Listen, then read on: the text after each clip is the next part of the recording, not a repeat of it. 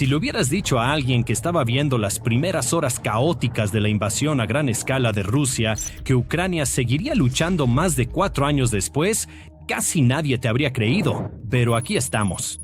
No solo Ucrania sigue en pie a principios de 2026, sino que, según la mayoría de los indicadores medibles, está en una posición operativa más fuerte que la que tenía en 2025.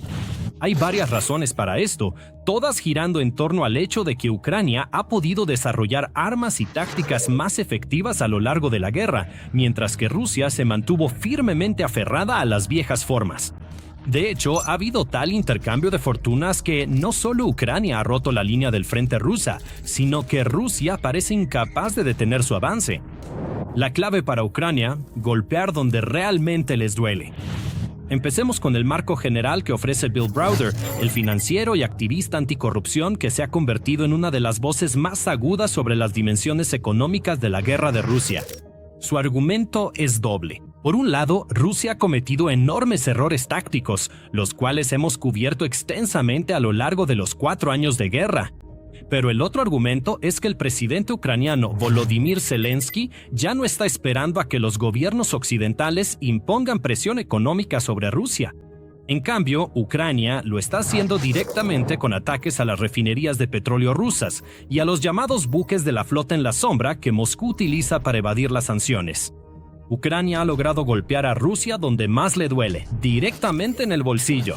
Cada refinería que queda fuera de servicio, cada petrolero inutilizado, es un golpe a la fuente de ingresos que sostiene la maquinaria de guerra rusa. Veamos los números. Según la Fundación Carnegie, Ucrania dejó fuera de combate alrededor del 38% de la capacidad de refinación de petróleo de Rusia. Sin embargo, ese mismo análisis sugiere que Rusia en realidad solo perdió entre un 6% y un 9% de su capacidad neta de exportación de combustible, debido a que contaba con un colchón de producción excedente. Esto se logró a lo largo de 120 ataques durante 2025, la mayoría de los cuales logró causar algún daño a la infraestructura petrolera rusa. Los ataques culminaron en 2026, con 40 golpes durante enero y febrero, alcanzando al menos 13 objetivos vitales. Esto incluyó un ataque a la refinería de petróleo de Volgogrado, que paralizó el 40% de su capacidad de producción. Solo esta instalación representaba aproximadamente el 5% de las exportaciones de combustible previas a la guerra, lo que básicamente permitió a Ucrania avanzar en su objetivo de cortar a Rusia de los recursos que sostienen su esfuerzo. Ahora bien, todo esto ha sido en gran parte gracias a la capacidad de Ucrania de alcanzar nuevos objetivos, una habilidad que se ha expandido dramáticamente desde los primeros meses de la guerra. En ese entonces, dependía completamente de las limitaciones de alcance que tuvieran las armas suministradas por Occidente. En 2025 y 2026, esa expansión está representada por Firepoint, la empresa privada de defensa con sede en Kiev, fundada a mediados de 2022 por un grupo de ingenieros, arquitectos y diseñadores de videojuegos. Comenzaron en talleres improvisados y han crecido hasta tener más de 2.000 empleados que operan en múltiples instalaciones de producción ocultas dentro y alrededor de Kiev. En particular, el dron FP-1 merece un momento de atención especial. El dron de ataque unidireccional, OWA, es el caballo de batalla que ha causado más daño. Con un alcance de aproximadamente 1.000 kilómetros, una ojiva de más de 27 kilos, dependiendo de la configuración, y un diseño optimizado para la modularidad, facilidad de ensamblaje y resistencia a la guerra electrónica, al FP-1 se le atribuye haber realizado más del 60% de los ataques ucranianos en profundidad dentro del territorio ruso. Eso significa que la mayoría de los ataques a depósitos de municiones rusos, refinerías de petróleo y centros de mando militar que han sido noticia internacional durante el último año fueron realizados por esta única plataforma de producción nacional. El FP-2 fue el siguiente paso. Es un dron más potente, con una carga útil mayor pero con menor alcance, diseñado para atacar estructuras reforzadas. El alcance reducido de solo 210 kilómetros significa que este dron fue creado para destruir centros de mando o impedir que los rusos avancen en territorio ucraniano. Pero a principios de 2026, el cofundador y diseñador principal de Firepoint, Dennis Schlitterman, sugirió que la plataforma debía recibir una actualización para poder portar una ojiva de 44 kilos y así aumentar su efectividad. Por encima del FP1 y el FP2 en capacidad, está el FP5 Flamingo. Este es el misil de crucero de Firepoint, que transporta una ojiva de 1.150 kilos y tiene un alcance de hasta 3.000 kilómetros. Su fuselaje está construido utilizando un enrollado de fibra de vidrio transparente al radar, una técnica normalmente reservada para misiles balísticos, lo que le ayuda a evadir la detección por radar durante el vuelo. La producción comenzó a incrementarse a mediados de 2025, con el objetivo de alcanzar 210 unidades por mes para el otoño. Más importante aún, el Flamingo ya ha sido utilizado y fuentes ucranianas confirmaron ataques al campo de pruebas Kapustin Yar de Rusia en enero de 2026. En una operación aparte, el misil atacó una planta de producción de misiles Iskander dentro de Rusia. Este es un misil de crucero construido en Ucrania que ataca las fábricas donde se producen los misiles que Rusia lanza contra las ciudades ucranianas. Lo que nos lleva a la cima de la ambición de Firepoint, el FP9. Este es un misil balístico de corto alcance con un alcance de aproximadamente 500 millas, una ojiva de 1.700 libras y una velocidad terminal de aproximadamente Mach 6.5. Para comparar, el misil balístico Iskander de Rusia, el sistema que ha causado enormes daños a la infraestructura ucraniana durante toda la guerra, impacta su objetivo a aproximadamente un tercio de esa velocidad. En la práctica, eso significa que los sistemas de defensa aérea tienen solo una fracción de la ventana de intercepción que normalmente tendrían contra un Iskander. Y dado que Rusia ha ido perdiendo ese 400 poco a poco durante la guerra, un despliegue masivo de FP9 podría acelerar el castigo económico a Ucrania mediante misiles. En todo esto, probablemente el factor más importante es que todo el programa de armas existe completamente separado de la OTAN y de las restricciones occidentales. Los misiles ATACMS proporcionados por Estados Unidos tienen un alcance máximo de aproximadamente 190 millas, esencialmente limitado para evitar ataques en el interior de Rusia. Así que todo lo que ha llegado a Moscú o ha atacado infraestructura en el interior de Rusia ha sido producido localmente. Si el FP9 llega a producirse de manera masiva, podría amenazar a Moscú o San Petersburgo. Más allá de las armas en sí, Ucrania también ha empezado a abordar el problema sistémico que ha reducido la efectividad de su campaña de drones desde el inicio de la guerra. El 10 de marzo, el ministro de Defensa, Mikhailo Fedorov, quien fue nombrado para el cargo en enero de 2026 específicamente para acelerar la ventaja tecnológica de Ucrania, firmó una orden formal para reestructurar la forma en que el país adquiere drones. El sistema anterior se basaba en relaciones, procesos opacos de formación de demanda y factores que los analistas militares han descrito claramente como riesgos de corrupción. El resultado era que los soldados ucranianos en el frente recibían regularmente drones que no funcionaban como se prometía y que luego tenían que modificar y reparar a mano en las trincheras. El nuevo sistema es mucho más sencillo. Las unidades militares presentan solicitudes basadas en sus necesidades.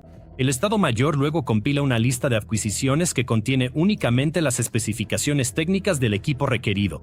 Lo crucial es que la lista no tiene nombres de marcas ni fabricantes específicos. La decisión sobre qué productos se compran realmente la toman 5 sistemas digitales de datos del campo de batalla. ePoint, que rastrea la efectividad real en combate del equipo en el campo. DotChain y Brave. Market, que registra lo que las unidades compran de manera independiente, reflejando la demanda real en el terreno. Y Delta y Mission Control, que proporcionan matrices de sincronización y análisis de aplicación en combate. Si un dron no vuela o no da en los objetivos, el sistema simplemente elimina toda la demanda para ese dron. La decisión de compra la toma la información, no quien tenga la mejor relación con el ministerio. La asignación del presupuesto también ha cambiado. Bajo la nueva estructura, el 80% de los fondos de adquisiciones va exclusivamente a sistemas que han demostrado su efectividad a través de datos del campo de batalla. El 20% restante se reserva para la innovación, como nuevos sistemas que están siendo probados en condiciones de combate o sin requerir toda la burocracia que existe en el sistema occidental. Fedorov describió este 20% como el mecanismo para probar rápidamente nuevas tecnologías sin burocracia innecesaria. En la práctica, esto significa que Ucrania puede probar un nuevo diseño de dron a gran escala en cuestión de semanas desde que aparece, en lugar de esperar meses a que termine el proceso de certificación. Luego está la magnitud de la industria de defensa de Ucrania, que prácticamente ha sido transformada. Al inicio de la invasión a gran escala, en febrero de 2022, Ucrania tenía 7 fabricantes de drones. Ahora tiene más de 500. Las empresas de guerra electrónica han pasado de 2 a más de 200. No existían fabricantes privados de misiles. Ahora hay más de 20. Las empresas de vehículos terrestres no tripulados pasaron de 0 a más de 100. Este nivel de crecimiento es algo que no se había visto en el siglo XXI y ha permitido que Ucrania se mantenga a la par de Rusia en cuanto a innovación con drones. En el campo de batalla electrónico, Ucrania también ha avanzado para tratar de frenar la ventaja numérica de Rusia, especialmente en lo que respecta a los drones. Aquí entran las armas láser. Imágenes compartidas en canales rusos de Telegram, lo cual ya dice mucho, parecían mostrar un arma de energía dirigida ucraniana deshabilitando un dron FPV guiado por fibra óptica. El dron en cuestión es lo que los soldados de ambos bandos llaman un mesero o dron de emboscada, que aterriza junto a una carretera en modo de bajo consumo, espera a que pase un vehículo enemigo y luego se activa y ataca. Los meseros de fibra óptica se controlan mediante un cable físico que se desenrolla del dron mientras vuela. Como no usan señales de radio, son prácticamente inmunes a las interferencias electrónicas. Por eso mismo se han convertido en una de las amenazas más peligrosas en la línea del frente. Por supuesto, Ucrania tiene su propia versión del dron de fibra óptica con resultados similares, pero se puede argumentar que Rusia fue la que hizo el avance primero y lo ha estado usando de manera efectiva para impedir que Ucrania coloque a sus tropas cerca del frente. Pero la nueva arma de energía podría darle la vuelta a esa ventaja. Las imágenes muestran un haz de luz concentrado siguiendo el cable de fibra óptica que conecta el dron con su operador, tras lo cual el dron pierde el control y se apaga. Lo más probable es que se trate del sistema Laser Sunray, un prototipo que fue mostrado a The Atlantic en febrero, descrito como del tamaño de la cajuela de un auto y capaz de quemar pequeños drones en el aire en cuestión de segundos. Sergei Bekresnov, asesor del Ministerio de Defensa y especialista en tecnología militar de radio, respondió a las afirmaciones rusas de que las imágenes son reales con su característico sarcasmo. Los rusos dicen que encontramos una forma de contrarrestar la fibra óptica. Con este aparato también escaneamos cerebros y abducimos personas, declaró Bekresnov. Pero los operadores de drones rusos captados en el video no parecían encontrarle gracia. El contraalmirante retirado Mark Montgomery dijo a los periodistas, poco antes de que aparecieran estas imágenes, que Ucrania podría desplegar láseres de combate en el campo de batalla en 1 o 2 años. Compárese esto con el tiempo promedio de adquisición, que va de 6 años en adelante, mientras que los propios sistemas láser antidrones de Estados Unidos están en desarrollo activo desde 2022. Es evidente que, a medida que se acelera la carrera contra los drones y estos se convierten en los reemplazos de facto de las tropas humanas tradicionales en el campo de batalla, la primera nación en crear un arma efectiva y de bajo costo podría tener una ventaja enorme. Y es precisamente por eso que la perspectiva de un arma láser es tan única. Al funcionar con electricidad, el costo por cada uso del arma propuesta sería significativamente menor que el costo de fabricar el dron enemigo. Esto va en contra de la economía actual de la guerra con drones, donde se utiliza un misil o dron relativamente caro para interceptar drones enemigos más baratos, lo que podría, en esencia, cambiar por completo el concepto mismo de los drones. Pero Ucrania ha aprovechado este impulso al máximo. En el terreno, el panorama del campo de batalla a lo largo de febrero de 2026 sugiere que Ucrania, al menos según la propia evaluación del Instituto para el Estudio de la Guerra, está en una mejor posición que al inicio de 2026. Ahora, si quieres saber exactamente cómo sucedió esto, asegúrate de suscribirte a The Military Show. Publicamos contenido diario que sigue de cerca todo lo relacionado con la guerra. En resumen, Rusia no logró cumplir muchos de sus objetivos reales para la temporada de invierno. Las tropas rusas comenzaron a avanzar relativamente rápido en los ejes de Juliapole y Oleksandrivska a finales de octubre y principios de noviembre de 2025. Es probable que el mando ruso esperara que estos avances complementaran las operaciones cerca de Orihiv, permitiendo que las fuerzas rusas se acercaran a la ciudad tanto desde el este como desde el oeste y eventualmente avanzaran hacia Zaporizhia. Esta maniobra podría haber permitido a las tropas rusas evitar las líneas defensivas fuertemente fortificadas de este a oeste de Ucrania en la región de Zaporizhia, en lugar de intentar asaltos frontales desde el sur. Recuerda, Zaporizhia era básicamente uno de los últimos bastiones de la resistencia ucraniana en la región, especialmente después de que Rusia lograra una victoria pírrica en Pokrov, tras 2 años de combates allí. El plan tenía cierta lógica. A principios de diciembre de 2025, el ICW evaluó que una ruptura táctica al norte y noreste de Juliápole podría permitir a las fuerzas rusas lograr avances operativos. Luego, el 29 de diciembre de 2025, el mando ruso anunció planes para unir los ejes de Orikhiv y Juliápole con el fin de avanzar hacia Zaporizhia. Más allá de eso, el objetivo final parecía ser el cinturón de fortalezas de Ucrania, que es el corredor fuertemente fortificado de ciudades en la región de Donetsk, incluyendo Drushkivka, Sloviansk y Kramatorsk, donde Rusia se ha estado posicionando para lanzar un asalto como el eje central de su campaña de primavera-verano de 2026. Pero aquí es donde las cosas empezaron a salir mal. Verán, la campaña de misiles y drones de Rusia durante el invierno de 2025 a 2026 contra la infraestructura energética de Ucrania no logró ninguno de sus objetivos estratégicos previstos. A pesar de causar daños significativos a la red eléctrica de Ucrania y meses de dificultades para los civiles, las fuerzas rusas no lograron cortar la red energética cerca del frente, y sus ataques no pudieron impedir que la base industrial de defensa de Ucrania creciera en la región. La asesora del Ministerio de Defensa de Ucrania, Hanna Havrishina, declaró el 19 de febrero que la producción había aumentado 50 veces desde 2022 y alcanzado un valor estimado de $50.000 millones en producción. Rusia atacó la infraestructura destinada a detener la producción de armas ucranianas y aún así la producción de armas creció de todas formas. En el terreno, las tácticas de Rusia simplemente se vieron obstaculizadas. Moscú apostó por tácticas de infiltración y acciones ofensivas con fuerzas motorizadas ligeras, lo que idealmente significa que pierde menos equipo blindado, pero muchísima gente. Pero para finales de diciembre de 2025 ya se notaba una desaceleración porque las fuerzas rusas habían sufrido pérdidas muy graves en los meses anteriores. El modelo de infiltración funcionaba cuando la infantería rusa lograba penetrar con éxito las posiciones ucranianas, acumularse y consolidarse. Pero las fuerzas ucranianas impidieron que los escuadrones infiltrados recibieran un avance de apoyo del resto de las tropas rusas, básicamente dejándolos aislados en medio del territorio enemigo. Esto probablemente privó a las fuerzas rusas de las posiciones ofensivas iniciales, desde las cuales planeaban lanzar una ofensiva de verano con el objetivo de llegar a Zaporizhia. Luego, la contraofensiva de Ucrania lanzada a finales de enero aprovechó exactamente ese fracaso. Las fuerzas ucranianas comenzaron a expulsar a las fuerzas rusas del óblast de Dnipropetrovsk y a debilitar los preparativos rusos para una ofensiva de primavera.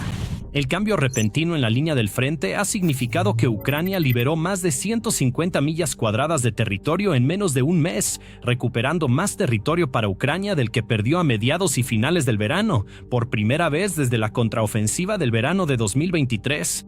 Las unidades específicas que están siendo trasladadas cuentan la historia de lo realmente estirada que está Rusia.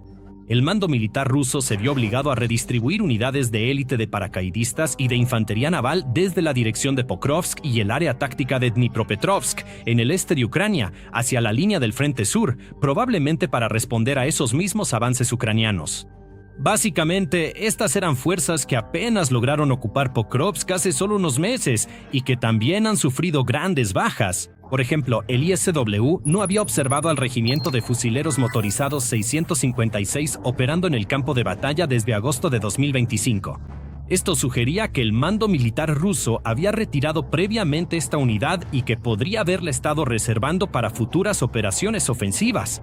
Básicamente, Rusia se ve obligada a gastar su reserva de la ofensiva de primavera en la defensa, meses antes de lo planeado. El hecho de que una serie de contraataques tácticos ucranianos esté obligando a Rusia a tomar decisiones operativas y estratégicas sugiere que las fuerzas rusas ya están sobreextendidas, incluso mientras se preparan para una ofensiva mayor. Como resultado, el Kremlin podría verse obligado a abandonar sus planes para una ofensiva de primavera-verano de 2026 o ajustarlos significativamente en la óblast de Donetsk, la óblast de Zaporizhia o en ambas.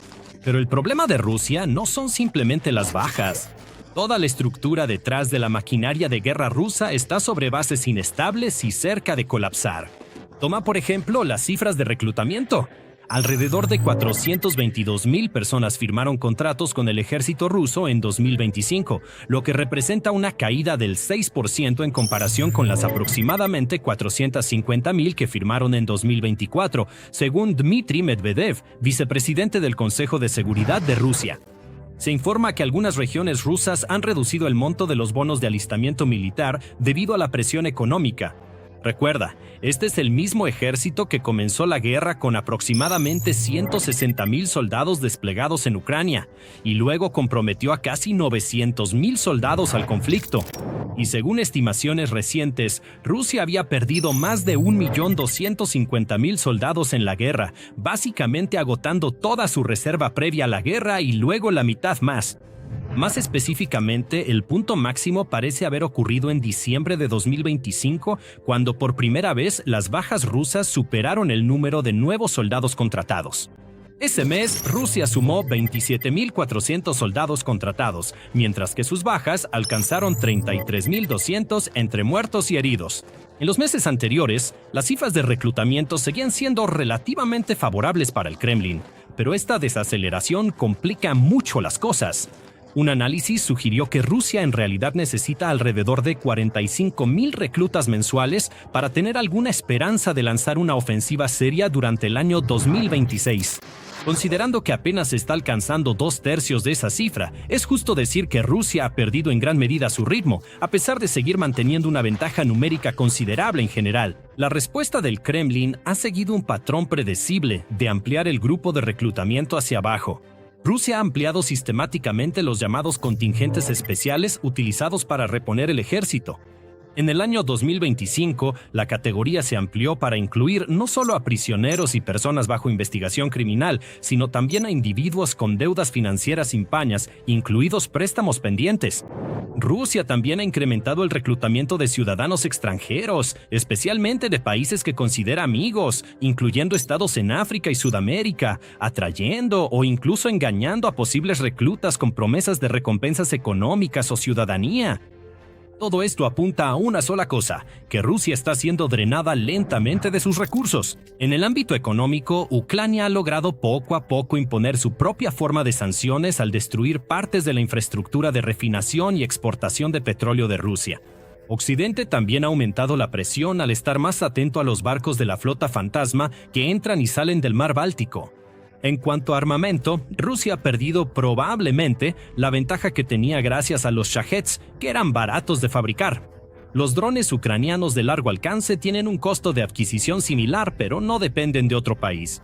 Recuerda, con Estados Unidos e Israel en un nuevo conflicto con Irán, Rusia básicamente se ve obligada a ceder parte de su armamento importante proveniente de Medio Oriente. Aún peor, Rusia prácticamente ha reconocido que ya no puede influir en la región cuando se retiró de Siria a finales de 2024, después de rápidas ofensivas de la oposición que reflejan lo que Ucrania intenta hacer en Donbass.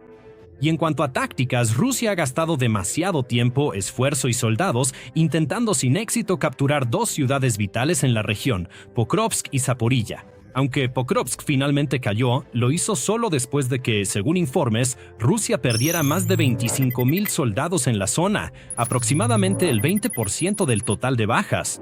Todo esto culmina en una sola cosa.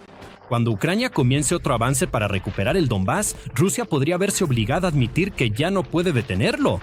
Pero en realidad, todos los informes del campo de batalla son secundarios. Lo que realmente está pasando tras bambalinas de la guerra ocurre en la misma Moscú. Para saber más sobre cómo el presidente ruso Vladimir Putin está perdiendo poco a poco el control del país, mira este video. Y si quieres mantenerte al día con las noticias más recientes sobre temas militares y geopolítica global, asegúrate de suscribirte.